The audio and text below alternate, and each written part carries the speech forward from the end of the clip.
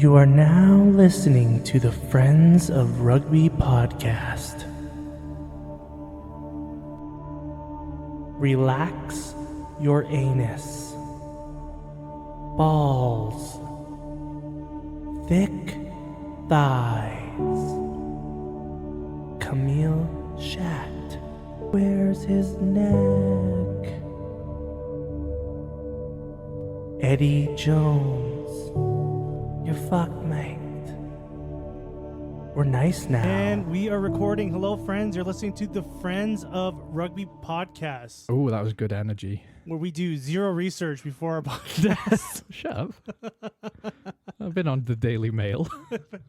I went to dailymail.co.uk. It's the worst website in the world. That's where we go and get all our rugby facts. Yeah, and our facts generally. Yeah. Everything. Yeah. Dailymail. Yeah. .co.uk sponsored, official sponsors. Yeah, we Frank, would take how you money doing? off them. Yeah, I went camping this weekend in a tent in minus 30-ish weather, and I had fun. How you doing? That sounds fucking awful. I like that. In fact, you know what? People that do that should get arrested. That should be illegal. Who the fuck does that for fun? It's like people who hang around outside schools. It's just like not behavior that should be encouraged. There's like homeless people freezing their asses off, and then here's these couple dudes like LARPing as homeless people. That's what I was doing. I mean, as cold as it was, I was just thinking, if I need to, I'll just get in my 4x4 and put the heating on. What kind of joy do you get out of that? When I was a kid, I used to enjoy sleeping outside with no tent, like in the summer. I don't know. I also used to like. I like when I'm falling asleep, I like to imagine I'm in a cave or on a boat, like an old. I just weird like that. I just like sleeping in weird places. Okay, so I should edit this out. No, everyone needs to know this. Everyone needs to know my weird fetish. You're unleashing your weird serial killer thoughts. If you hadn't fucking asked, I've always wanted to sleep in a cemetery with all the dead around me. I wouldn't mind. How was your weekend? That just sounds brutal. I love it. Yeah, I love and it. it sounds like it should be illegal. Maybe. But I'm not a camper. No, you're not. No. It's like do you know what type 1 and type 2 fun is? Do you know have you heard of that? So type 1 fun is fun that is fun, right? Like you go to a movie and you watch the movie and it's fun. That's type 1 fun. Type 2 fun is like where you look back on it, or it requires a lot of hard work and misery to get to the point. Like working out is often type 2 fun because you don't immediately enjoy it. This for me is very type 2 fun. Like it's supposed to be hard. But when you're working out and it's like you feel better because I did it. Yeah. I feel like that after this. You're gaining something. I feel like I gained something. What did you gain? I was out in nature for a weekend. I was out in nature for a weekend. I feel weekend. refreshed and relaxed, you know? My penis looked like an acorn for 3 days. It's looked like an acorn for a lot longer than 3 days. Do you know what's scary as well? It was about 3 a.m. on, I think it was Saturday night. And I woke up and I've got like 4 or 5 blankets over me in my sleeping bag, right? And I heard, you know, when you're camping and you hear like wind and twigs and your mind plays tricks on you, but you always think it's just that. But then I heard distinctively footsteps by my tent. Like I'm in this tent on my own, right? I heard footsteps and I was like, that's not a twig. And it was about 2 foot away from my head on the other side of the canvas. And so I thought if it's a bear, I'll start breathing heavily to scare it off. So I started going like, just to kind of let it know I'm there and awake. And then on the 3rd time I did that, I went to breathe out and it breathed out with me. I went, and something went, and I was like, fuck, I'm going to die. So I like pulled the lamp pad on the roof and I got my flashlight out and I started like making noise, like deliberately, like, and there was a silhouette of what I thought was a dog right outside the tent. It was a coyote just sniffing around, but my heart was hammering. I thought I was going to die. If something breathed back at me like that, I would go straight Blair Witch Project. Instant. My thoughts would go straight. Yeah. Like, there is a serial killer.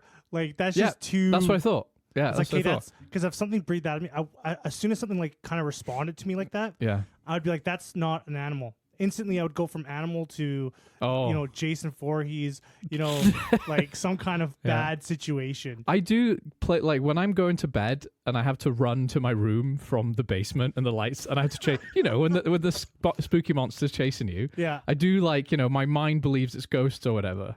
But when for some reason, when I'm out in the wilderness, I'm rational. I knew it was an animal the whole time. I was fucking scared. Like, my heart was hammering when I heard that breath.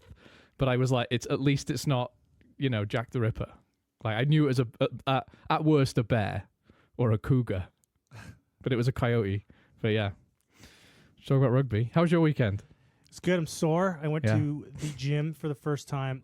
I went to an actual gym. Yeah. For the first time, probably in 5 or 6 years. You got a pretty good setup at home, haven't you, in your basement? Yeah, but my body is like not being able to take because I do a lot of like high weight, low rep. Yeah. A lot of Olympic weightlifting. Yeah. A lot of the squats, the bench presses, but all that heavy weight has been kind of taking a toll as I'm getting older. Yeah. So I was like, I need to go I'm just going to go and use some machines for a while. Yeah. Let's take all that load. And I went there. Instantly, I'm waiting for machines. I'm just like instantly waiting for things. Yeah. And then people weren't cleaning the machines afterwards. And yeah. But the thing is, I haven't used these machines in a long time. You can really give it on these machines. I was like, and you could switch the weight around really quickly. Yeah. So every part of my body is sore. Yeah. But you don't feel like shit. You just feel like... No, I don't feel like my back is like deteriorating. My knees feel good because I did legs and back. Yeah. And I feel like my body feels awful, but in a good way, like a good working out way. Not that I'm like hurting myself kind of way. Sounds like you're pushing yourself a bit too hard. Well, it's just the way, it's just all that weight. Like it's just doing it for so long and having doing a back squat. And when you have 400 pounds on your shoulders and stuff, it's a lot. Yeah, it is. And I kind of think it takes a load, and my knees hurt when I'm going down to squat. I was just like, it could be some mobility things too. Yeah. But I was like, I just need a break. I just want to take a break from this and just do some, buys and tries type stuff. Some vanity workout. Yeah. Yeah. So other than that, I watched some rugby too. I didn't. So this is going to be a shit episode. You were LARPing. I was pretending to be homeless. Yeah. Yeah. Do you guys want to go and play homeless for a weekend? Do you know what I do as well? As well as getting weird enjoyment out of sleeping in trash situations, I also get a weird kick out of eating food that is very rudimentary. So I just had some bread and cheese and a kind of lukewarm cup of tea around my little stove. And it was like a gourmet dinner. I loved it. I was biting into the bread, pretending I was an Arctic explorer. I was like, this is amazing. You would have been a good soldier back in the day. I would have loved that. Sitting in a trench, eating rat meat on a stick, with the rain on me. I'd be like, yeah. Until you got murdered. Which I would. But, had to have a good time with the dead rat in the meantime. Rugby. Do you want to talk about the one international game? I think we should. You tell me about it, because I didn't watch it. Australia. Matt Williams, our go-to rugby guru. Famous Judas. Yeah, he made a comment that the Wallabies should have lost that game by a lot more. I agree. Okay. I agree. They were bad or Ireland were bad? No, Australia were really good. Okay. Australia were really good. This was one of the first games in a long time where I was actually sitting there yelling at the ref, yelling at the TV. Oh, it was a ref thing? No, not totally. Well, the first thing, this ref, I forget his name. He's an Italian ref. Yeah. He gave no fucks. He gave no fucks about anything, which I thought was a good thing. Yeah. So there was a lot of, but then there was things good flow. Yeah, he was just letting anything go. Okay. And I thought, I was like, okay, whatever, sure, because right in the beginning of the game, Joe McCarthy face plants himself on another player. Oh, I saw a highlight of that, yeah. Head-on-head contact, wasn't it? Yeah. So I'm thinking, oh, fuck, is this going to be a yellow card? Could be a red. Yeah. Shit. And he's just like, yeah, no, that's just a penalty. Oh. And they're like, and you can hear the TMO. The TMO trying to kind of convince him. He's like, no, I saw it. That's his penalty. So I was like, oh, fuck, Ireland got away with that one, right? Yeah. And then... Sam Pendergast the week before with the shoulder to head. So they've gotten away with a couple recently, eh? So right after that, 10 or 20 minutes later, 10 minutes later, Valentini straight up throws an elbow into... Well, if you start letting things go, people start testing the limits, don't they? So he throws this elbow fending off, I forget who it was. Yeah. It could have been Henshaw, I forget. Yeah. And straight up, just straight guilty. To the face? To the face, right to the throat. He got him right in the throat. Well, that's a card. And so I'm like, oh, that's definitely a card. Yeah. And then he's just like, no, it's penalty. And the TMO's like, well, no. He's like, no. So I was like, holy shit. Wow. This guy is and then it's like, he doesn't give a fuck. He's just going to let everything go. Yeah. Then the game keeps going on. And you start noticing, now it's starting to pile up on me. Yeah. It's like, okay, dude, you missed that. You missed this. You missed that. You missed this. There was 2 mauls that Ireland had that should have been definitely penalty tries. Right. They just roll over fucking the Wallabies. Yeah. We'll always collapse the mall. Yeah. And there's just nothing. There's just nothing. Well, he just was like, do a scrum. They just kept playing. Oh. Yeah. Just doesn't call it or anything. And it was Yeah. just like fucking, and I'm just like, what the fuck? Like, and it just was happening all game, where the point where I was actually I was getting frustrated at the TV, and I'm yelling, I'm like, what are you looking at, right? Yeah. And it was surprising how I changed my perception. I was like, okay, this guy's going to let this game go. He's going to, this game's going to flow. Yeah. And then I'm just like, what the fuck? Like, call something. But you said Australia should have lost it by a lot more. You mean because he missed their indiscipline? Well, no. Well, there should have been those 2 tries from the malls. Right. The collapse malls. Definitely Right, there should be 2 tries right there. Yeah. No, a lot of it was on Ireland themselves. Like, so the big talking point... I heard their lineout was shite. Their lineout was shite. And their lineout has been, like, a question for a long time. Yeah. And I'm surprised, Paul O'Connell is the lineout coach. Right. He's in charge of the lineout there. And he is. I'm surprised, like, there hasn't been more question about him. Yeah, I think because of his his reputation, Do you think that would matter to Andy Farrell? I do actually. Andy Farrell is the kind of guy that's like a loyal to his buddies. I do think I do, and not in a way that it would be toxic. But I think he would. You have cash in the bank with him if you've earned it, and someone like Paul O'Connell has earned something. Considering he's earned something. Well, he has though, hasn't he? Yeah. Like, he's an incredible servant to Irish rugby. Yeah. So he's earned something, and he probably has a good relationship. He's probably You can imagine Paul O'Connell getting along with his players and motivating them really well. He's a hell of a speaker. So obviously he's not delivering in the line-out, but I imagine him when he's coaching, he's probably pumping people's tires up in the right way. He's got very good relationship with the players and Farrell. So he just seems like a really good dude, and that is as important as your technical knowledge. A lot of the time, right? Because this has been like the last 3 years, ever since he's come on. Yeah. Because he came on because the lineup was shaky before him. Yeah, Ireland's lineup has historically been wobbly, isn't it? And he's come on, and this is still a talking point. Mm. And it's just like weird. It's like, okay, where's the point what's going on here? There's a few things that questioning about Ireland and their performance. Another thing is their handling errors. A ton of handling errors. Yeah, that game against New Zealand this autumn, I was very surprised by the handling. It was poor. Yeah. Yeah. So I didn't know this, but Ireland have a new offensive attack coach. Right. I don't know his name. I should have wrote it down. He was sorry, go ahead. So for this autumn series, they have a new attack coach. Yeah. And you could tell that they're trying to play a faster, more expansive game. Yeah. Like they're trying to get the ball out wide as fast as possible. Yeah. And they're being more frantic with the ball. Yeah. Like they're taking more risks with the ball. Yeah. Like just chucking it. Like they're basically trying to put like an all black flair into their attack. Well, they're doing what South Africa are doing. They're a team who are very based on possession and their forwards, and they know to have an all court game, they need to expand it, right? This has also been a game. This has also been an on nation series for Ireland where they've done a lot of experimenting with the squads. They've had to as well. There's been some enforced injury. Like they've missed Dan Sheehan a lot, actually. Yeah. Well, I don't know if they missed Dan Sheehan a lot because I thought Ron Keller and then Gus Thomas. I think it's Gus McCarthy. Yeah. I thought they held the fort really well. But the line out is what I'm talking about. Like, as much as their line out has always been a bit dodgy. Dan Sheehan's throws were pretty fucking good. Yeah, but still, he's still had a few shaky moments too. He has, and it's not always about the hooker, is it? We know that. But the thing is, it's weird because Ireland have an exceptional depth at lock, and they've got very good callers and people like Van der Vliet. So it's strange that the line out is not good. Because the game went pretty much. This is the whole game. Ireland like making their way into the 22. Sometimes even the 10, and then somehow coughing the ball up. Yeah. With a knock on, a lot of missed passes. Putting pressure on themselves. Just randomly chucking the ball, like just making bad decision making. Yeah.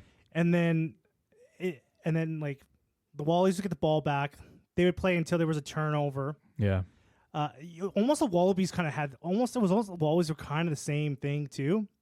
Well, I'm looking at the Wallabies were up by 10 points before. Mm-hmm. And then they scored straight back after Van der Vliet's try on 30s.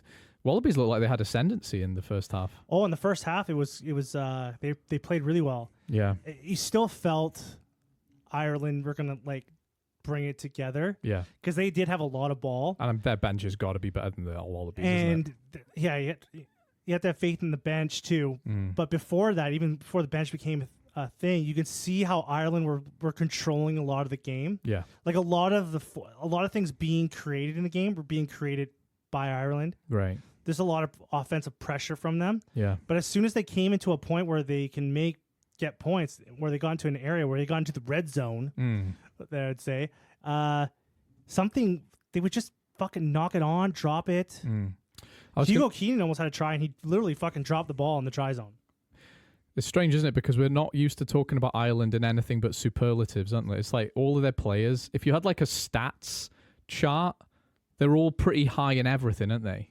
And it's weird now because we're starting to see some shaking up. I mean, I think the problem is after that World Cup and the squad they've got and the performance of their provinces, now's the time to kick on. Now's the time to step up, not step down, right? I feel like the change in the attack coach kind of is throwing a wrench into something. I was going to say something else like about how England in their defense. Yeah. How they've had a different defense coach and their defense looks kind of fucking weird. Yeah, it's not rocket science, is it? You change your coach and things get a bit dodgy. But here's the thing, right? Like, Ireland and South Africa are on very similar trajectories, exceptionally successful couple of seasons. And all they need to do now is just polish and maintain and blood youngsters to add depth, right? And South Africa are doing a good job at that. And they are trying to expand their game, and they're doing a good job of that as well. And they've got exceptionally talented backs like Aaron Sir, Colby, etc., etc. I think the problem with Ireland is they're trying to do the same thing. They're trying to expand their game, but I don't think they should. Like, they don't really have the same... Like, their backs are very good, but they're different types of backs, aren't they? They're much more physical. They're the kind... Like, someone like Lowe is good because he's got a good boot and he gets around the field, and he's as good as a forward is at the breakdown sometimes. Like, but Colby is just lightning, isn't he? They want to be... Like, they want to be the best team in the world. Right? And the best team in the world... Like, if I had to say, the best team in the world is the All Blacks. And they kind of have everything. You know? Yeah. They have the defense, obviously. Yeah. They have the go forward with the forwards. Yeah. They can scrum. They can do everything. Yeah. And their attack is incredible. Yeah. They can score points. Yeah. Whenever they want, right? It feels like. Their worst. They're the worst thing they're worst at is their own worst enemy. Like they have awful discipline. Yeah. They just try too hard, don't they? They hemorrhage penalty points. Yeah. Like it's going out of style. Yeah. And that will keep like teams in the game with them. Yeah. And it's so a lot of times they lose. A lot of it is because they're just like so awful at just like following the rules of rugby. Yeah. You know, and I think like that's what Ireland want that too. Like Ireland, I think like Andy Farrell's goal is to have them be the best defensive team in the world, be the best scrummaging team in the world, be the best offensive team. Because we all know that like Northern Hemisphere teams in general, their attack is real lackluster. Comparatively, yeah. Comparatively to the All Blacks. Yeah, totally. Right? Like what makes the Springboks like different for a long time. Now they're trying to play this more expansive like rugby, like get the ball like out to the backs and play this more back game. Yeah. They just had like massive dudes that were good at rugby and would just smash through the other teams to score points. And that's how they relied on. And they were successful on it because they do have these massive dudes. They're fucking specimens that grew up with rugby balls right out of the womb. Yeah. And like so they were able to like implement this like fucking assault style rugby. Yeah. Right? You can't beat a team that outmuscles you. You just don't beat them. No. You just don't beat them, dude. Like, it's not rocket science. But the thing what I like about South Africa is their backs are very talented and fast, right? They've got good step. They find space. And now it feels like they're finally figuring out how to use that. But they still haven't, like... What was I going to say? They still haven't, like, gotten the point thing up. Like, their points, they look like they always struggle to get tries. Yeah. Well, not against Wales. No, not against Wales. But like they're not like the most scoring team. No, but I've never watched the game as like that's changing though. That's like I'm saying. Yeah, like that's changing. You're seeing this like more backs focused game plan from them. Yeah. And like which is making them even more unstoppable. Yeah, they're going to be so unstoppable. Yeah, but I think that's like when Farrell looks at his Ireland team, he wants them to be the best at all aspects. And he's right to want that. You have everything you need to do that. right? And I respect that. Like, you know, you should be really ambitious, and you know you could win a World Cup if you do all the right things, right? I just think don't copy the Springboks. Find your own way to be an all-court team, right? Find your own. Look at the players you've got. What are they good at? I think of the centers they've got, and they're a bit different because, you know, someone like Aki is probably the best defensive center in the world. If he's not the guy who's going to intercept a pass and run 90 meters and score a try, is he? Like, he's not that guy. So play to your strengths, right? Because you've got fucking strengths, you know? Just don't do exactly what South Africa are doing or what New Zealand are doing. Don't copy the best. Be the best for your own reasons, right? And I think, I don't know, I'm speculating, but I think maybe that's what they're trying. They're trying too hard to do what the Springboks are doing when they don't have the tools for that. They've got good tools. Use them for what they're good at, right? Yeah, what I'm seeing is that they're trying to expand their offensive game. Yeah. And it's just not like in their gene pool. Like, it's just not. No, exactly. Yeah. At the end of the day, though, they won. Yes. So we should say something about Australia. Like, that's got to be a successful tour as far as they're concerned, right? If I was a Wallaby fan, yes. They could have won every game. Game. No, that Scotland game yeah, and in the Scotland game that's true. But they could have won that Ireland game, I guess. They could have. They would have kept in the game. If they would have had a little more depth in the bench. Yeah. Yeah. Oh, one thing that really grained me was that Swali guy did like a fucking late hit on. He's a bit of a thug, isn't he? Yeah, he is a bit of a thug. I've only seen him in 3 games, and every game I'm like, oh, you're a bit of a dickhead. He does this straight like late hit. I think it's a league thing. I think on Prendergast. Yeah. And no call, straight late hit, and the TMO even calls the ref on it too, and he's like, whatever. And the ref's just blocking the TMO's number at this point, isn't he? And then right after, Finley Beelum does like kind of a late hit, on someone on the Wallabies, and he gets called for it, and I'm like, oh, you motherfucker! I was so so at least sat there like twirling his mustache, motherfucker! Like, what the fuck? Like, yeah.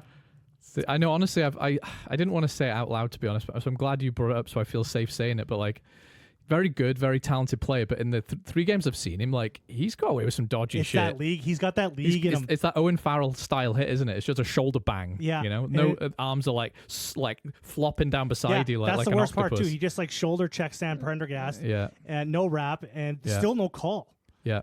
Yeah. But back to the Wallabies. Yeah, if you're a Wallabies fan, that was a promising tour. Yeah. I mean, we were talking about them as if it was over. We were talking about Australian Union is done. So I was telling you earlier as well, right? But maybe like we go back like 6 months, and I was saying to you, look at the trajectory where like Australia and Wales are in really similar situations. We're both shite. And I was saying, give it 10 years, Wales will bounce back, even less time than that. Like, regardless of how useless our union is, we can't help but improve because we're at rock bottom. We produce an insane amount of rugby players, even if they're not, you know, going through some private system from the age of 3, we're still going to produce a lot of talent either way. We'll be fine long term. But Australia, if everyone goes to league, you're fucked. And that's what's happening, right? But what I kind of forgot, it's a double-edged sword because as much as guys can go to league, they can also come from league. We don't have that as much in Wales. We've got Reagan King, but he's fucking injured all the time. And you know what I was telling you? They paid some million for Joseph Suaalii. It was $4 million they paid for him. I was wrong. It wasn't $1 million. It was $4 million. Didn't they just like last year too pay another league guy? They brought him to the World Cup. They did, yeah. And it didn't work. Now he's back in league. Yeah, he lasted about 20 minutes. Yeah. But that's the thing, like, you can just dip your nose in there, and where'd they get that money from as well? If the WRU paid for some like rugby league superstar, like everyone would be like with their pitchforks outside the door. Like, how do they just afford $4 million? They'll just fork it out. Yeah. Yeah, we got no money. We get broke. Oh wait, so we. But in a way, it's smart because you're attracting league fans. If this guy is the guy you claim him to be, and when he's good, he looks good. Yeah. It's actually smart. I mean, that's a lot of fucking money. But if you think about it, like maybe you're bringing in 10,000 league fans who loved watching Suaalii play league. And if he's that good and he wins you games, he's worth what you paid him, isn't he? Yeah, because what Wallabies really need is they need excitement about Union. Games. They need to, and they did. They won enough games so that if I was an Australian guy who was on the fence, I'd be like, actually, I like Union again, and they made it exciting again, right?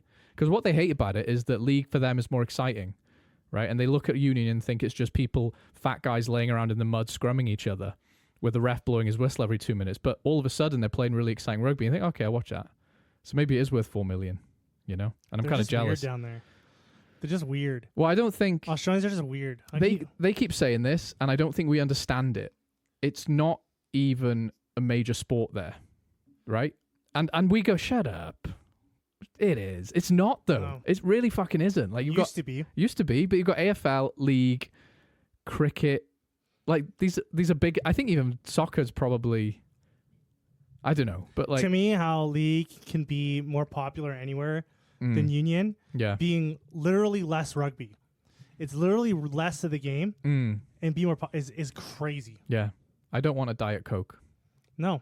I don't want diet rugby. I don't want semi-skimmed milk. No. Give me scrums. Yeah, give me everything. Yeah. Give me fucking everything. Yeah, what is this, like 4 down? What is it, 4 or 5 downs, and they have to turn the ball over? That's 6, but yeah.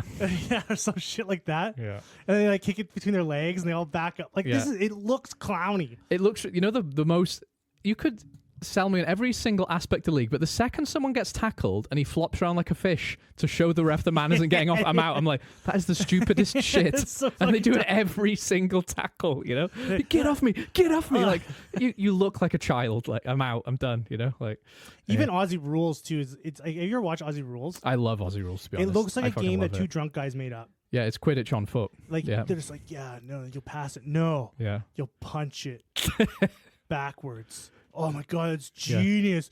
Yeah. Beth, come out here. We're just inventing a sport. No, guys, just calm down. The kids are in bed. Like, that's the shit. Like, when you watch rugby league, you just like, it looks like a game that 2 drunk guys made up. And it's like, you kick it, but then you can. What does the pitch look like? Well, it's a massive circle, and it's got circles inside the circle, and we're going to have posts and then 6 posts. Yeah, fuck the 2.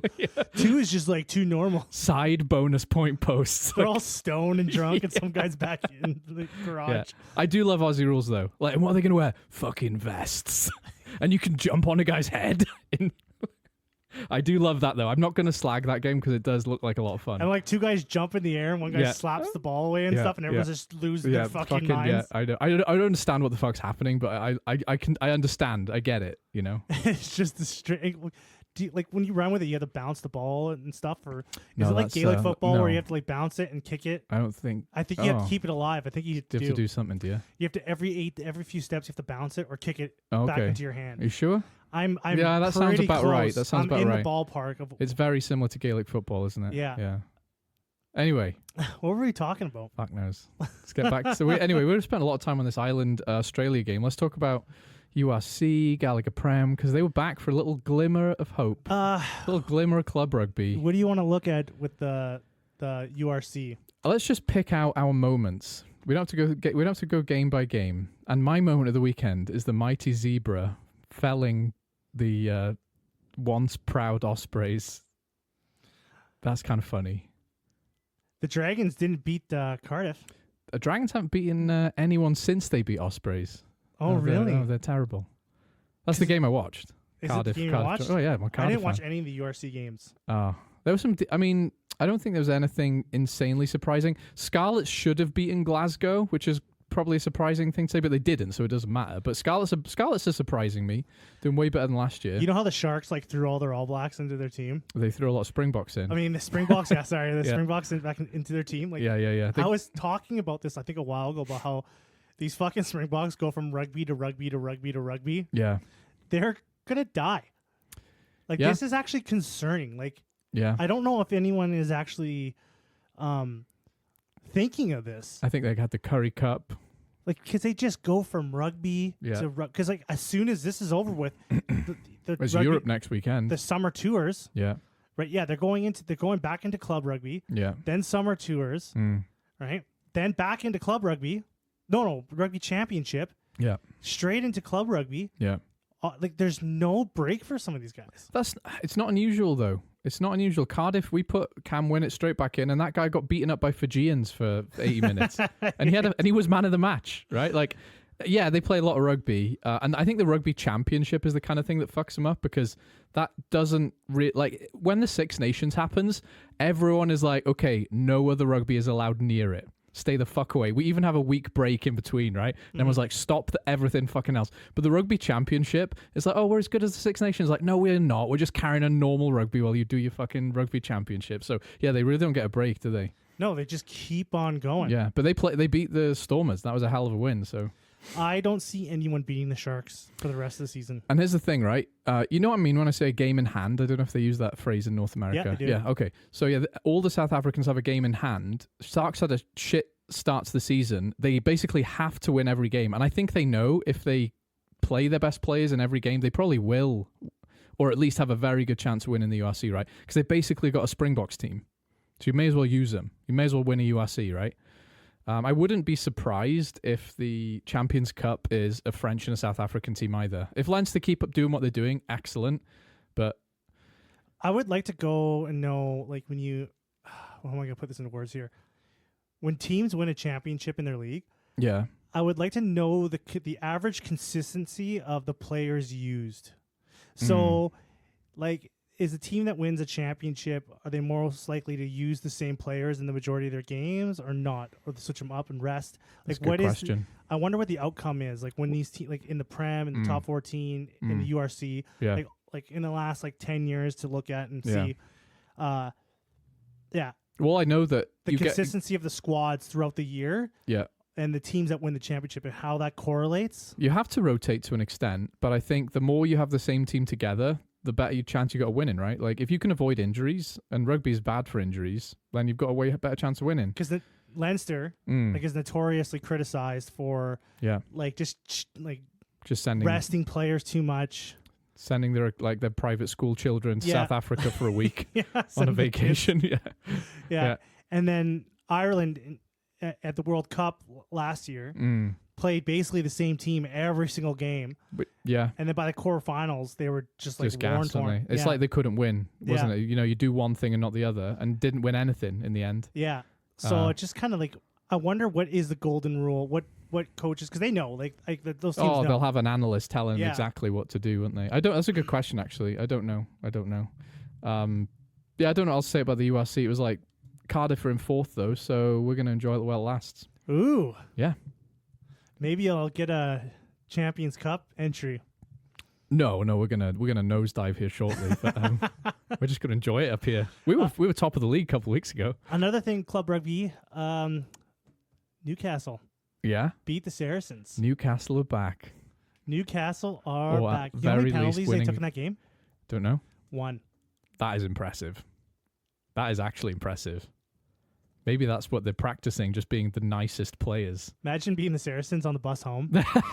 Losing to Newcastle. Newcastle is as far away as you can fucking get from London as well. Yes. It's the northest of North England in that league. That is a long drive home. Yeah. Yeah, just all quiet. No one's saying anything. Yeah. Just all sad. Yeah. But, good on them. 2 wins by Newcastle this season. Yeah. Exeter, 0. Jeez, this is a topsy-turvy league over in the Gallagher. Yeah. Let's not talk about club rugby. I want to talk about more of this Autumn Nations. Okay. Yeah. Okay. How would you rate this year's Autumn Nations? Well, I'm Welsh, so fucking awful.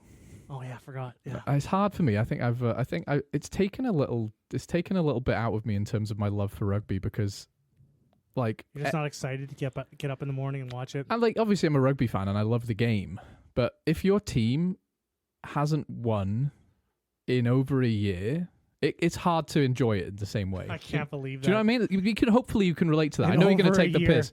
I thought you would take the piss at me, which I would have accepted a bit because, ultimately we love rugby. Yeah. But, at some point it does make me just go why would I watch this, Because eventually it was just I don't fucking care.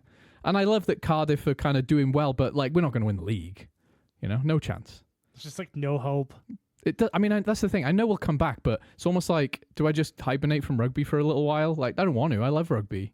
But it's really fucking hard to find the joy for it right now. But besides the downfall of Wales, what do you think? And that first 2 weeks, we were okay, it's officially Northern Hemisphere's time to show that we've gotten better, and then we fucking didn't. It's like a whitewash. Do you know what I mean? That was funny because what you said earlier about the Northern Hemisphere's attack being lackluster, if there's one symptom of the North never being as good as the South, that's it. And there's obviously a million other reasons, but that is the main thing for me, is it just showed us that the Northern Hemisphere teams, for whatever reason, just can't attack as well as Southern Hemisphere teams. And we just don't score as many tries. We play a different brand of rugby, and sometimes it is shit, and it fucks us. And I think that was one of my learnings today, is there will always be some truisms about North versus South rugby, right? I was completely wrong about a lot of things. Me too. I made some bad predictions. I thought the All Blacks were coming. I thought the All Blacks would lose, like against France, England, and Ireland. Yep. I thought all three of them were going to beat them. Yep. No, they found especially their feet. from what I saw from the summer and stuff. I was like, oh yeah, they're definitely going to lose, and they didn't. Yep. We were shitting on the All Blacks as well. Well, they lost to France. We were mean to them several times. Yeah. Proved us very wrong. And they proved us very wrong. Yeah. Scotland was surprising. Scotland was kind of the star. Scotland and Australia were kind of the starlets of this. They were, weren't they? It's kind of like the plucky, brave guys. And we always know Scotland are plucky and brave, but they could just never seem to win big games. And to be honest, they still didn't win big games. They beat Australia. Yeah, I guess so. Like, I know I'm the worst guy in the world for writing. I love Scotland, but I do write them off a lot. Because when it's crunch time with Scottish teams, they just don't. It's safe to write them off, right? Because and that was why Glasgow winning the RC was such a nice surprise. It was like, I'm so fucking glad you shut me up, Glasgow. I'm going to write you off next season as well. Mm-hmm. But please write me. Please shut me up again. But it was the same with Scotland. Like Scotland for me need to beat Ireland before I'll even consider them beating New Zealand or South Africa. They didn't beat Ireland in such a long time. Really was. The real sad thing about them was I really wish they would have put more of a fight against the Springboks. That's the thing. That's exactly what I'm talking about. I had a feeling they were going to lose this game. Yeah. And they didn't fire a shot, did they? I thought, no, they did fire a shot. Gregor Townsend thought they fucking had the best game ever. Yeah, he was so proud of his boys. He was so proud of them. And like, have some fucking ambition beyond beating England, for fuck's sake. Yeah, seriously. He doesn't really, it's almost like they don't care. No, it isn't. It's annoying because it was the same in the World Cup. They were in a rough group. They had Ireland and South Africa in their group. And they don't just lose to these teams regularly. They just don't fucking get out of bed for them. They just get out muscled and put into the corner and get the shit kicked out of them. And it's like, I want so badly for this. They have the best fucking backline in the Northern Hemisphere. Probably, maybe in the world, actually. And I'm so excited. And even their forwards, when they beat Australia, they relied on real grindy physical forwards. And I was like, you actually have the pieces to do this. Like, Ferguson must be probably the best prop in the Northern Hemisphere as well right now. Maybe that's a strong thing to say. But do you know what I mean? A lot of people might argue that. And it's just like they can't seem to motivate themselves for big games. Because, yeah, it was good to beat Australia, but as good as Australia have been, let's remember where they're coming from basically the worst Tier 1 nation. Another negative about our nations, too, it was kind of a letdown. I thought Argentina. Yeah, they were a letdown. Yeah, they had a shit France game. Yeah. The Ireland game, that was a really good game for them to capitalize on, and they just kind of gave it away. Yeah. Argentina, they're like the opposite of Scotland. They'll only beat a very good team like a couple times, and the rest of the time they're just kind of mid. Yeah, I just don't understand. I don't get Argentina is such an enigma. They're so mysterious, and they're good. Yeah, and they're not good at the same time. Yeah. That's the. They always get a free pass from me though, because like how they do what they do with no professional teams is fucking incredible. So I let them off. Yeah, they do get a pass. Yeah, they do definitely. They definitely get a pass. It's not like Italy or Scotland or something like that. They get for what they accomplish and for what they have. Yeah, it's true. I think for me, another thing is there were teams that needed to step up and push on, and that was England and that was Ireland, that was Scotland as well. France actually did it. France kind of did push on, showed us what they're capable of. England, you've got to be let down. Ireland, you'd be like, Ireland didn't do bad, right? They did okay. But the thing is, they should be expecting to win every single one of those games at home now. If you want to be taken seriously, if you want to be talked about as the best team in the world, and you want to win the World Cup, now is the time to win every fucking game. They really should have won that All Blacks game. That killed the whole...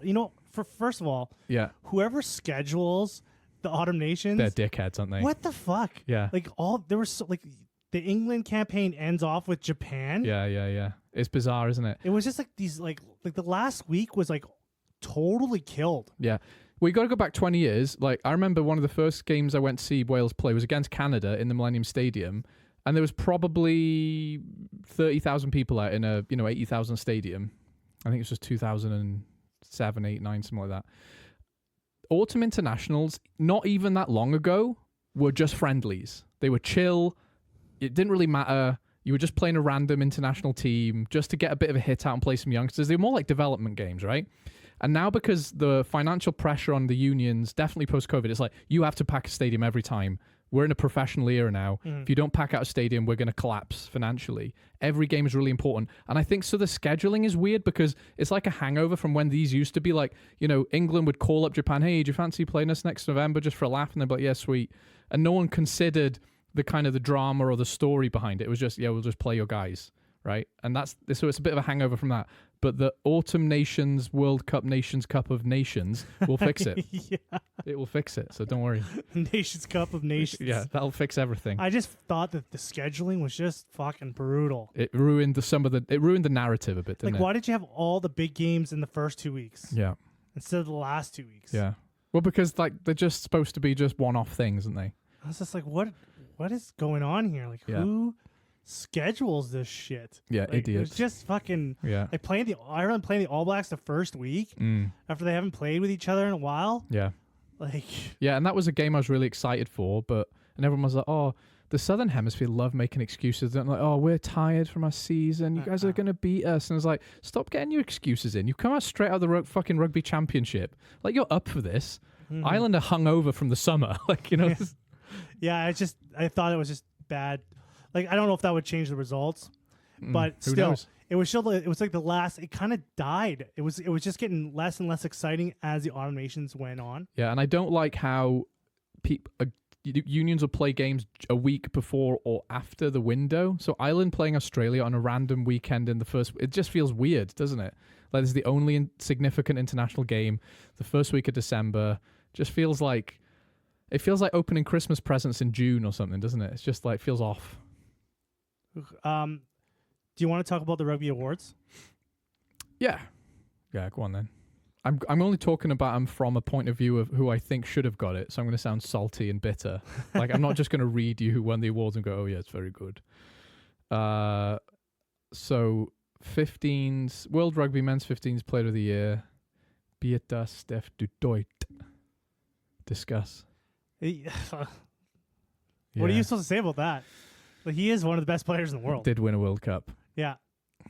I think Oxen Nish. Oxen Che. Yeah, I think that's the. Is it Oxen? I say Oxen Che, but Oxen Che. I think it's Oxen Che. Is that how you say it? I don't know. Oxen Che. I don't know. Yeah. I'm saying it wrong. Okay. Yeah, Oxen Che. There's never been a prop nominated. Yeah. Not even nominated. Yeah. It felt like there was a kind of groundswell movement, wasn't there? Someone was saying, well, they never play full games. Yeah, but the impact they make. But he did play some full games. It's part of their position that they can't. Yeah. On average. Yeah. Andrew Porter is he's. Imagine pushing against a brick wall for 80 minutes, but that wall pushes back. And these guys are heavy. They're big boys. Yeah, that's a lot of energy. It's like how you can't put on muscle and lose weight at the same time, right? It's not fair. These guys are not capable of doing. You can't be the pushiest, biggest guy in the field and be the runniest guy in the field. Yeah, it's not possible. You can't. And I just think it was sad. I thought when I saw that statistic, I was like, oh, really? There's so many players, so many props in the world. Yeah, I could have also seen. I wouldn't have been annoyed if Savia had won it. Because they got to a final, don't forget, and he is just but good that was for game. 2023, isn't this for 2024? Oh yeah, yeah. Oh yeah. Oh, because he did win it last year, didn't he? No, he didn't. DuPont did. Yeah. So I would say, Artie Surveillon. I think he's kind of been. He's good. He's still the best, but he wasn't this game factor he was in 2023. Yeah, totally. I always think Tiger Byrne could win it. He could always win it. He could always win it. Yeah, he could always win it tomorrow if he wants. I would even argue it's arguable who's better, Steph du Toit or Tiger Byrne. Yeah, they're very.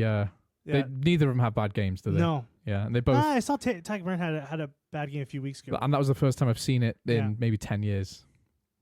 I don't think he's been playing that rugby that long, but I'm surprised Peter Steph du Toit is not the highest paid rugby player in the world.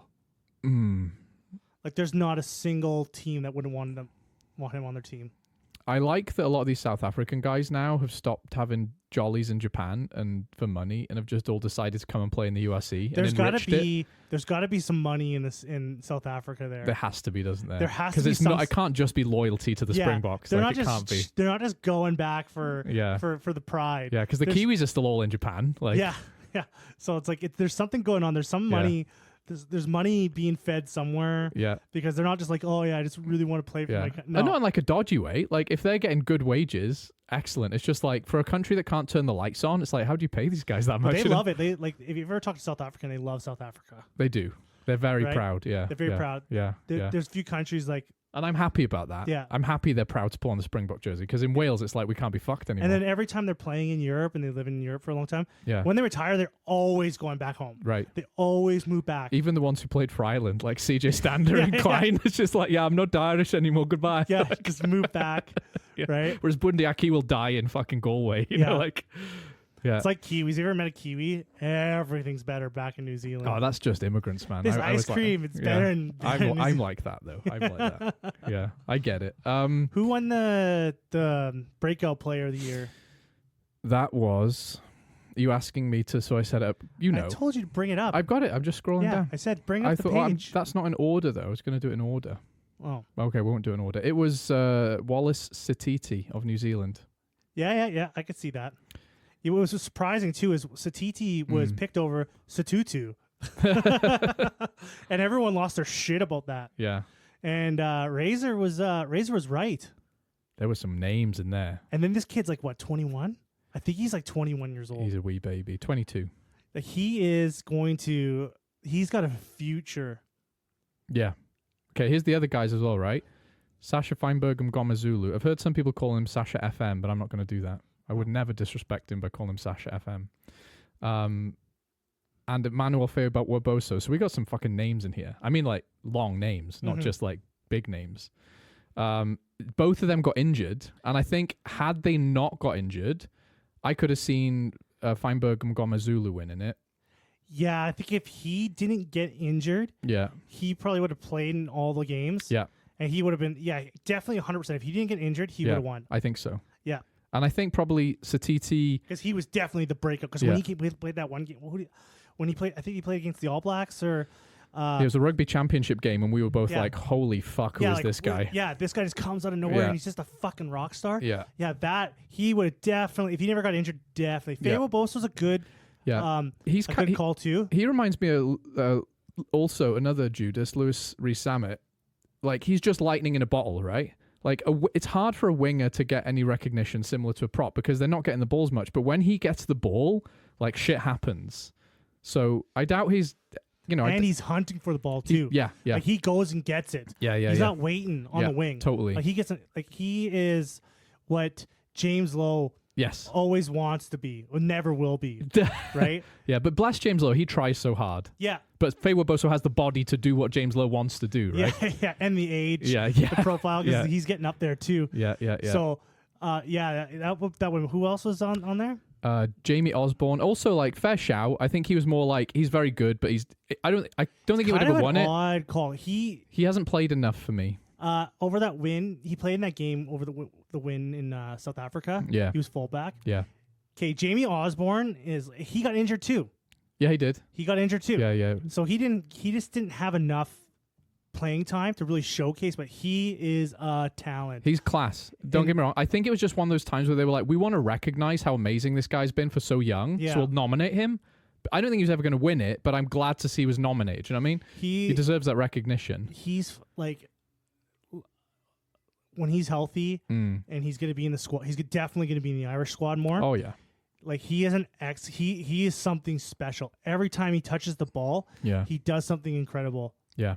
In fact, I'd almost argue that out of the four there, like, he might be the best rugby player out of all of them. He is like this just from the minutes, just from the sheer, like, he hasn't played that much, but when you watch him play, he is an X factor. Like, just wait. Jamie Osborne is going to be a name. Well, I'm calling it right now. He's going to be like a rugby star. I agree, but I agree with you. It's hard. Yeah, I'll just stop talking about that. They're all very good players as well. On his podcast, you got to make like wild, crazy calls. No, I'm going to go to the next nomination. Do you know what's funny about this? Guess who won the Sevens Men Player of the Year award? Antoine Dupont. And then he came back and he's like, give me my fucking other award. Like, he wants it. Just wants everything. Yeah. Apparently, like, I don't watch Sevens or care about it, but he wasn't just a cameo, you know? Like, he fucking made a big difference when he came on, right? For the 2.5 minutes or whatever they played Didn't for. the French rugby coach, the Sevens coach, win Coach of the Year too? That was something. I think that was one of the more controversial ones. Yeah. The World Rugby Coach of the Year, Jérôme Daré, masterminded France's Sevens renaissance. This just feels like they're trying to make Sevens a thing again, because the Sevens circuit has taken a bit of a hit. Like, they've taken out a few locations. Some, like, Team Great Britain now, instead of having a Wales and Scotland and England team, it just feels like World Rugby has gone, oh, we shat the bed with Sevens. Let's give some awards and like buff up his profile in our awards ceremony. Because, like, okay, yeah, this guy, very good, getting the gold and everything, but teams win Sevens like every other week. He won it, once or twice. And you've got a guy like Rassi, and I don't want to sound like a crazy Springboks comment section guy, but look at what Rassi's done comparatively. There's no comparison, right?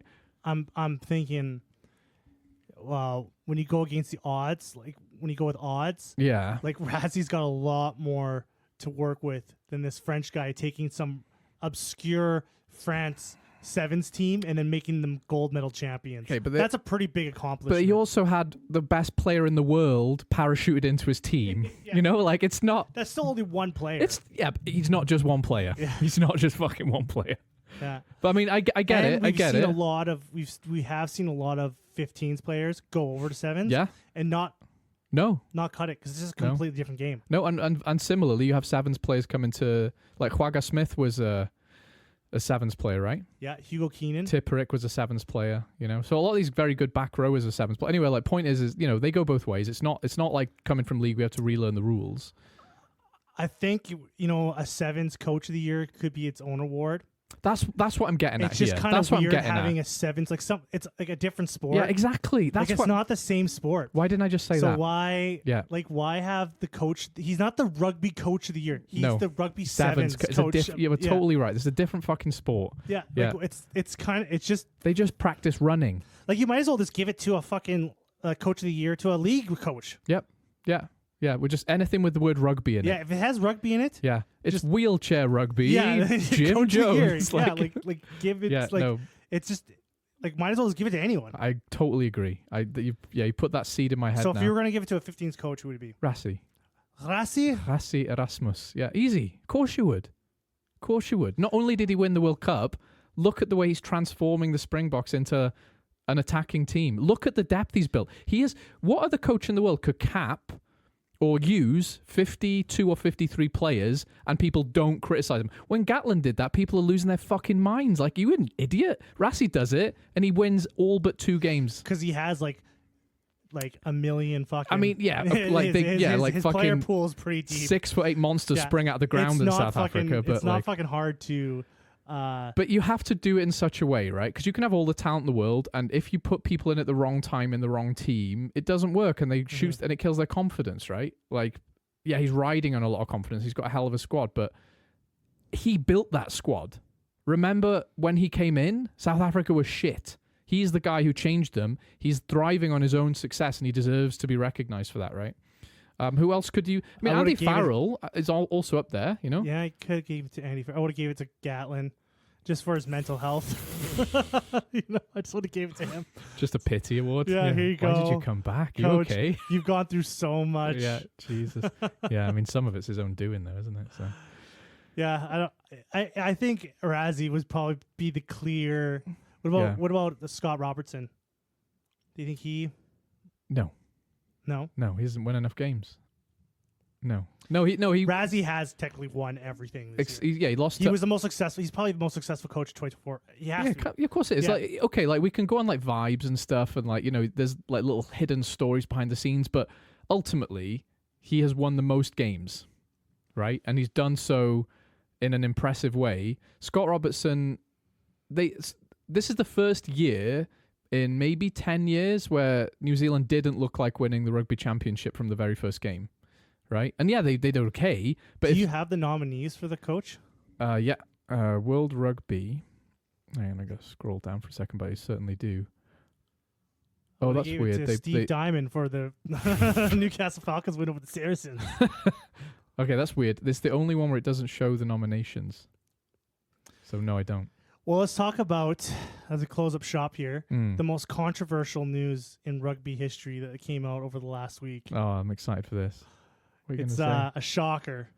Oh, you can talk about the logo. The rebrand. The rebrand of the Six Nations. The Comic Sans rebrand. The Six Nations fans are losing their shit Yeah. over this rebranding of the Six Nations. What's your thoughts? Okay, I'm going to go straight in with my politics here, okay? I think I told you this before we started filming. So remember when they made the Star Wars sequels, right? And they were shit. Yeah. And if you think they were good, I'll fight you. They were they were pretty bad. Fucking awful. They were just like fan service scene after fan service It was scene. complete nonsense. Yeah. From 3 directors who didn't even speak to each other, apparently, right? I don't care anyway. I'm not a big Star Wars fan, to be honest. Maybe when I was a kid. Like, I'm definitely more of a Lord of the Rings guy. When you have an unlimited budget to make a movie, When you have that much money, it's embarrassing. You should change. When I go to the movie theater, I should be changed. Yep. 100%. Instead of just like shooting something out as fast as possible. Yeah. It was a fucking embarrassing. And it's not like they were in a rush, right? Or all the time in the world to plan this. Yep. And you made it. It was fucking embarrassing. Anyway, why there's a kind of a culture wars thing going on, right? Where you have a lot of representation in films now. Like, you want more women and minorities. I think that's a good thing, right? Like, it would be good if I was in a minority and I saw someone I could be in a movie and go, I want to be like that. Because do you know who my hero was when I was a kid? Will Smith in Men in Black. Genuine. I was like, I want to be the Men in Black. Because Will Smith, I was the coolest guy, right? Because I grew up in like this white... Did you want to be a Men in Black guy or did you want to be a black guy? I wanted... It's weird to say. I wanted to be a black guy. I did when I was a kid. I was watching Men in Black and Will Smith was in it. I thought, he's the coolest fucking guy in that movie. I must have been like 8 or 9. And because I grew up in a kind of a like racist little farming town, and it's not racist, but there's a lot of like backwards attitudes. So many kids not bullied me, but they would like laugh at me because I wanted to be Will Smith, and it was because he was black, right? Like, so anyway, point is like it kind of from a young age I kind of understood the representation thing because of my weird incident. You know what I mean? So I got it. I was like, okay, I understand why representation is important and all that. I'm not trying to be too political about it because if you want to argue, whatever, you can have a talk about it. But the point is, when they made those Star Wars films, they were like, okay, we want to have representation in these films. I think that's a good thing. If you don't, whatever. But because they were so shit, they ruined representation. It's like, great, now everyone's going to hate That's them. the problem. They're a lot of like organizations, they're trying to be more inclusive. Yeah. But they're just making such an awful product. Yeah, because all they give a fuck about is money, right? This is such tokenism, right? It's like, you want to do this, do it fucking properly. Otherwise, you're going to ruin people's lives, right? Yeah.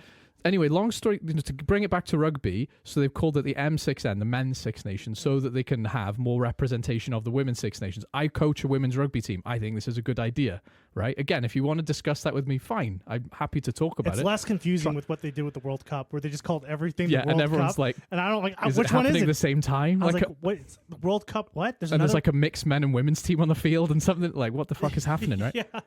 But, so, if you're going to do this, to make sure we understand one is for what men and one is for women, don't have it look like a fucking painkiller tablet with Comic Sans over the front. It looks awful. Looks fucking dreadful, The last one was classy as well because it's got the colors of the countries. Both fucking men and women. It's the same fucking countries. Use the same color scheme.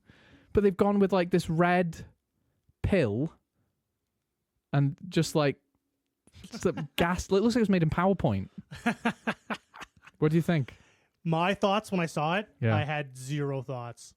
It didn't even cross my mind. Yeah. I saw an article like people losing their shit about the Six Nations logo to change. Yeah. And I was like, oh. And I looked at it and I was like, oh, like it really like stuff like this doesn't really register on my radar. Yeah. Like if they change something for some fucking unknown reason. Yeah. Like I'm like, is it like I just care about the product. Right. Right. I don't give a fuck about the logo looks like. Okay. Like the logo doesn't like change anything. I don't care. They can fucking make it Six Nations with a bunch of fucking balloons on top of it. Right. And an old guy getting flown up in the air with balloons holding a rug ball. I don't give a fuck. Okay. Right. I did not give a fuck about that kind of stuff. Yeah. Like, so it was just kind of, I thought it was entertaining that people were like, fucking mad at it. Yeah. And people were mad at it like for all sorts of reasons. And I was just, but it's the internet, right? Like you could watch a video of a guy giving a homeless person $100, and the first comment would be like, "Fucking loser! You should have put that in a job. Yeah, you should have invested that in Bitcoin." But, Everyone just hates on everything, right? That's the And to be honest, I jumped on the hate. Like I said, I have a specific reason to hate it because I coach women's rugby and all this other shit, right? Which does sound kind of like culture warsy, and I'm bringing my own bollocks to the fucking table here. But you are right. People do get the knickers in the twist about it, and me too. I'm like, I'm getting fucking angry about a picture, Like at the end of the day, I like rugby. If they're gonna try to be more inclusive, sure, whatever. But like, it doesn't affect me. Like all that kind of like inclusivity shit that they like all these companies and organizations try to like pound into their products and stuff like that. Yeah. Like that stuff just goes right over my fucking head. Yeah. Like I literally don't know. It has zero effect on me. Yeah. Right? Is the product shit? That's what I care about. Does the movie fucking suck? Yeah. The movie fucking sucks. Yeah. Right? Yeah. If the movie was good, no one would give a fuck. No, exactly. Yeah, that's kind of my point. If those Star Wars movies were good, no one would give a fuck who was playing who, what gender was what. They wouldn't give a fuck, right? Like, right, totally. Like they wouldn't. No, if the they movie wouldn't. was good. No, true. Right? They'd be fucking praising it. Oh, it's best thing since sliced cheese, whatever. But but the Six Nations changing their logo really just didn't even register on my radar. I saw it and I kind of kept moving on. I was just getting a kick about everyone losing their shit. I think another reason it does annoy me though is it ties into something we've been talking about a lot, which is the fact that rugby is so fucking awful at branding itself. It's so fucking awful at self-advertisement, right? Like, can't seem to get a good YouTube channel. Like, World Rugby uploaded a New Zealand-Italy game from the World Cup where Italy took a hiding the day before they actually played each other and Italy played decently well. And I was so confused. And now, like, imagine I want to go out buy a hat or a jersey, and I'm, maybe I'm like an American who's going to pick a Six Nations team, so I'm just going to buy the Six Nations jersey.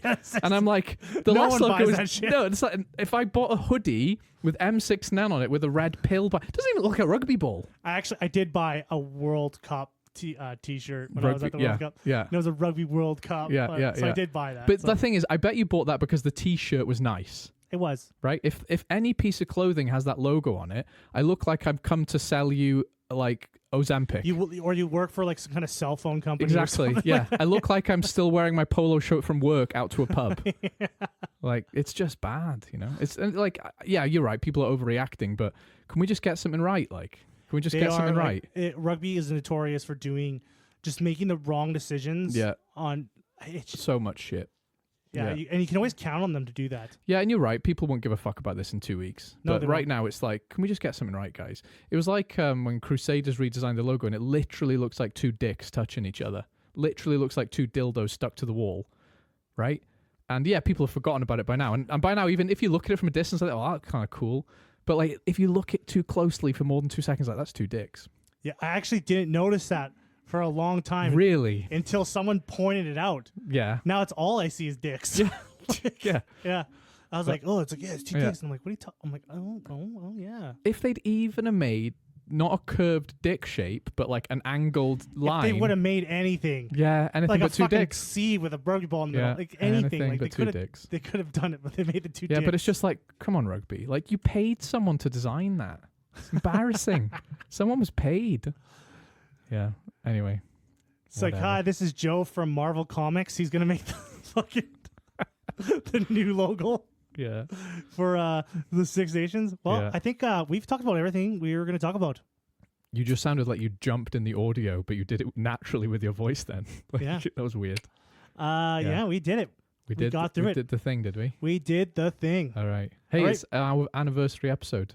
Is it? No, we missed it by like 3 or 4, but we should mention it. We've been going for a year. This is our 1 year. We've been going for a year. We've gained 0 new listeners. I think that's an achievement. We got our hardcores. Yeah. We got our hardcore fans. Yeah. I think I scared them off by yelling dicks and talking about politics for about 10 minutes as well. Yeah. Sad to see you go. We got our hardcores. They'll be with us to the end. Yeah, they will. We'll slowly turn them into a cult. Levi 69 Blaze it. Yeah. Pour one out for that guy. Yeah. 1 year. And I think we've only missed, a few weekends? We're nothing but consistent, to be fair. Yeah. We do love talking about rugby. Yeah. I've been really good at making sure that you podcast. Have I missed any? Every time we've had to reschedule is because of you. Shut up. No, it was that time you got COVID because you went to Vancouver. But yes. Yes. All right, friends. All right. Like and share the podcast. We're on Blue Sky. Follow us on Blue Sky. We're the Wokes on Blue Sky. Yeah. I think we're called the Rugby Friends. Okay. Yep. That's weird. or the friends. I had to choose. I couldn't choose the name I wanted. Someone's taken our handle. Yeah. So yeah, have a good one, folks. Thanks for listening.